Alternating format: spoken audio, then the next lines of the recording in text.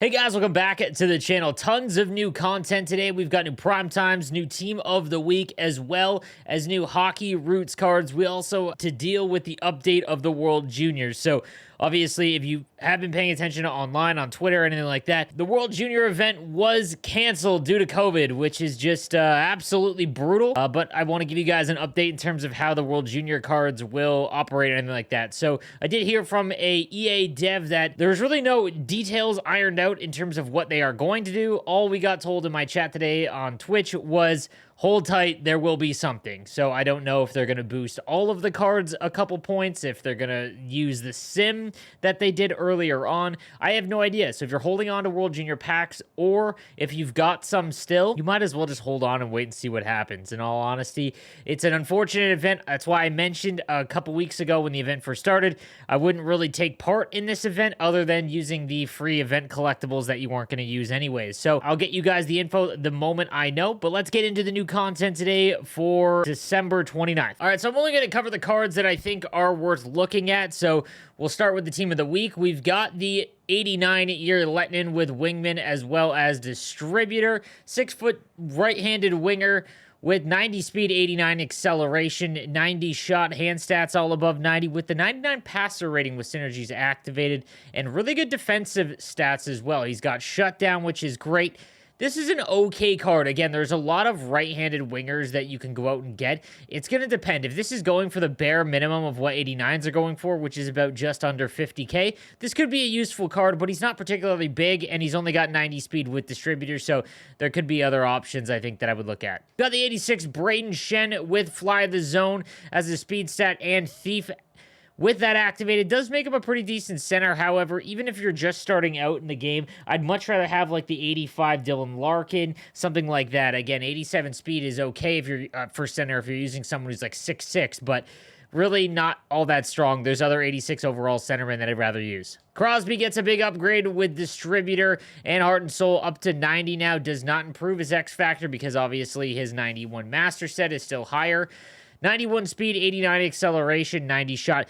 I've said this from the beginning that Sidney Crosby cards are always just extremely plain in the sense that they are very good, but not great at anything. He's just good across the board in essentially everything, but he does not excel in one particular thing. So 91 speed is fine. He's about 6 foot, 90 shot. However, I will say this, he has felt extremely good in this game, and Born Leader is starting, if he's going to play on your first line, having cards that have Born Leader, I'm starting to warm up to a little bit. So if you're looking for a top-end center, if he's going for the bare minimum of what 90s go for, he might not be bad for you. Then we've got the 87 Evgeny Kuznetsov, has Thief, which is huge. 93 speed, 93 acceleration, and agility. Shot is in the high 80s. Hand stats as well. With Thief activated, he's got decent defensive abilities. Body checking's down at 78. Even with Thief activated, I would not use him at center. He is a great left-handed winger, one of the better ones that are not master sets or low 90 overall cards. So if you are looking for a left-handed winger, this is a good option. He's just really, really fast. GABRIEL Landeskog goes up to 87 with wingman and Thief, 86 speed, 88 acceleration with synergies, high 80 shooting. Just, I mean, he's got good centerman stats. As a left-handed winger, I would not use him in all honesty, but he actually is a pretty effective center, especially with Thief activated. So I know that it does say he's a left winger, but if you are going to use this card, center is where I would use it. Next, we've got the 89 JOAKIM KEMELL, 5'11", has Gladiator, 91 speed, 91 acceleration, and 99 agility. His shot also 92 on the accuracy, 99 on the power. That is phenomenal. This is a card that you could use for quite some time. Could put him at center. I probably wouldn't because of his lower defensive awareness, but a really good winger that has 99 agility and a max shot power. Yeah, sign me up. This is a pretty nice card as well. On the back end, we've got REIJO, RUOTSALAINEN. I'm probably going to get that wrong. Distributor and workhorse here. 89 speed, 89 acceleration on someone who's 5'8". Even at the bare minimum of what 88s are going for, which is about 35,000 coins right now, I would not. It's just, even with 89 body checking, 5'8" means that he is just not going to be able to bump anyone off the puck. So this is a hard avoid for me, especially on defensemen. If he was a winger, not bad. CARLO COLAIACOVO is up next. 88 speed, 88 acceleration, 91 agility. with an okay shot at 82 accuracy, 89 power. Hand stats are pretty rough. Defensively, though, with synergies, he's got 92 defensive awareness, 93 stick checking. You could do worse. Again, left-handed defensemen are kind of tough to come by in that middle 80s range, and this one isn't awful with the if he has synergies activated. And then in net, we've got the 86 Justin Pogge, 6'4", does have post-to-post. Anyone that tries him out, let me know in the comments section. 61 aggression is great.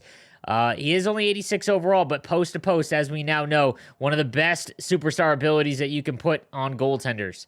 On to the Hockey Roots event. We're going to start with the 84 Oliver MEBUS, and this was one of the best cards in NHL 20 back in the big player meta.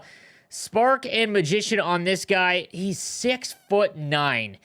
That alone will always make him viable, but 85 speed and 85 acceleration is tough. You cannot give up an odd man rush or try and defend it along the boards against someone fast. You will just lose. The thing is, 6'9" means his reach and ability to deny the zone is incredible. If you are someone who knows how to defend the rush well, or are very good at getting the puck back, he is just going to be an absolute force in his own zone. 6'9". I'm probably going to give him a try just to see if that speed is able to be, overlooked. Next, we've got the 85 Jani HAKANPÄÄ, 6'5", with truculence, which is awesome. 86 speed, 86 acceleration. A little bit better. Body checking 91. Again, defensively, he is going to be phenomenal. But for a lot of players, if you're like in Division 4 and below, it's going to be awfully tough to use these guys trying to defend players that just beeline straight down the boards. You're going to have to pair them with someone fast on the left-hand side. But again, these giant guys have a really good value in their own zone because they are just going to be able to crush anyone that is trying to cycle. And we've got the 85 Liam Kirk with Light the Lamp and Gladiator, 89 speed, 89 acceleration, and 94 agility. Really good shot power, but the accuracy is awfully tough.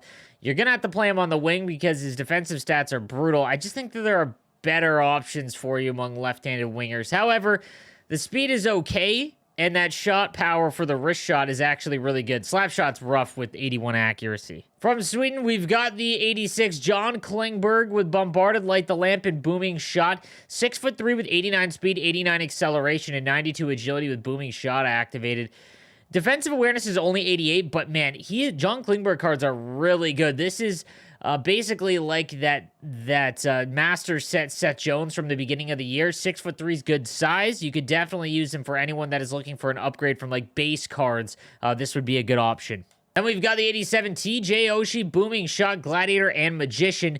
90 speed, 90 acceleration, 97 agility, shot in the high 80s. Everything else is kind of mediocre. I will say his deking is nice at 94. The problem here is that he's going up against so many other right-handed players, but he's got a good enough mix if you have the synergies activated, if you can get him for what the bare minimum of 87s are going for. The Team Canada Bergeron's up next with Wingman or Buzzing, as well as Light the Lamp.